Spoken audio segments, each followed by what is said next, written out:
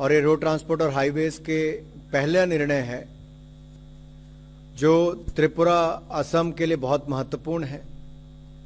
ये वाइडनिंग है 2 लेन with paved shoulder बनाने की।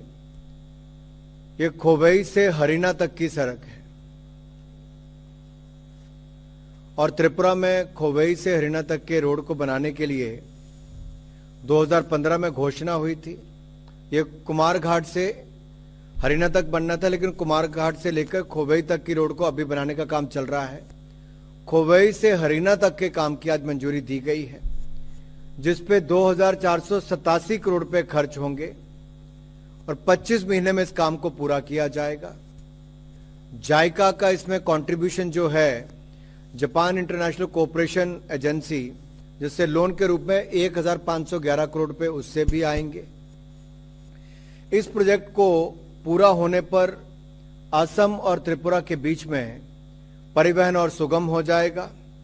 नॉर्थ त्रिपुरा को साउथ त्रिपुरा के साथ जोड़ने का एक बहुत शानदार ये प्रयास है और इसमें 28 किलोमीटर इसकी दूरी कम होगी। जो आपका सड़क है वो 28 किलोमीटर इसकी दूरी कम होगी और समय इसका लगभग आधा रह जाएगा। यानी कि पहले एवरेज स्पीड आती थी 30 किलोमीटर प्रति आवर, अब आएगी 60 किलोमीटर प्रति आवर। पहले सड़क पतली थी, ट्रैफिक था, घूम के जाती थी। अब सीधी सड़क इसको बनाने का काम एक ग्रीनफील्ड प्रोजेक्ट की तरह किया जा रहा है। तो 5 घंटे की बजाय अब 2.5-3 घंटे में सफर पूरा होगा। एवरेज स्पीड 30 से बढ़कर 60 मिनिमम हो जाएगी और इसी तरह से आपका डिस्टेंस 28 किलोमीटर कम होगा और नॉर्थ त्रिपुरा साउथ त्रिपुरा को जोड़ेगा और असम और त्रिपुरा के बीच में आवाजाही के लिए भी और सुगम ये हमारा सफर होगा। तो बिहार में दीघा से सोनपुर जिले के गंगा नदी पर 6 लेन केबल ब्रिज बनाने का निर्णय लिया गया है। इसे 42 महीने में पूरा किया जाएगा और 3064 करोड़ रुपया इसके ऊपर 3064 करोड़ रुपया दीघा से सोनपुर के बीच बनने वाले 6 लेन ब्रिज जो गंगा नदी के ऊपर बनेगा, ये 6 लेन केबल ब्रिज है, इसके निर्माण के लिए मंजूर किया गया है।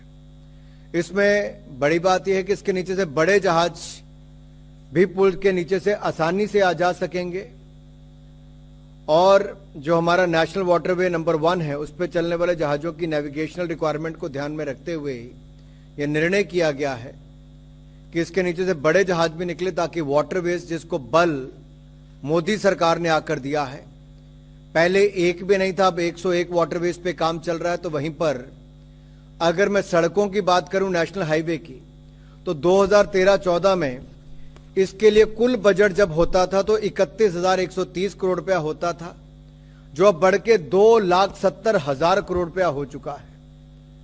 आप कल्पना कीजिए 2014-15 में मात्र 31,130 करोड़ रुपया बजट होता था, आज वो बढ़कर 2,70,000 करोड़ रुपया हो चुका है। और यही नहीं, हमारे 91,287 किलोमीटर नेशनल हाईवे थे जो बढ़कर 1,46,145 किलोमीटर हो गए। ये रिकॉर्ड वृद्धि है। अगर मैं 4 लेन हाईवेज की लेंथ की बात करूं तो 250% इसको बढ़ाया गया है। 18,371 किलोमीटर से बढ़कर 46,179 46,179 किलोमीटर सब हो गए हैं। ये अपने आप में दिखाता है कि अब सरकार का फोकस जो है वो 6 लेन से 8 लेन हाईवेज की ऊपर भी है। तो मैं बिहार के इस पुल की एक बार फिर आपको थोड़ा विस्तार में बताना चाहता हूं। ये 4.5 किलोमीटर लंबा 6 लेन केबल ब्रिज बनेगा, जिसके ऊपर 3064 करोड़ रुपए खर्च होंगे। ये दीघा से सोनपुर गंगा नदी के ऊपर बनेगा। इससे नॉर्थ बिहार और साउथ बिहार को जोड़े का अवसर मिलेगा और इस पुल के निर्माण से जहां एक और कनेक्टिविटी आम जनमानस के लिए तो अच्छी होगी, गुड्स ट्रांसपोर्टेशन इसके लिए इसमें एक और से काफी सुगम हो जाएगा हमारा ट्रांसपोर्टेशन भी और गुड्स।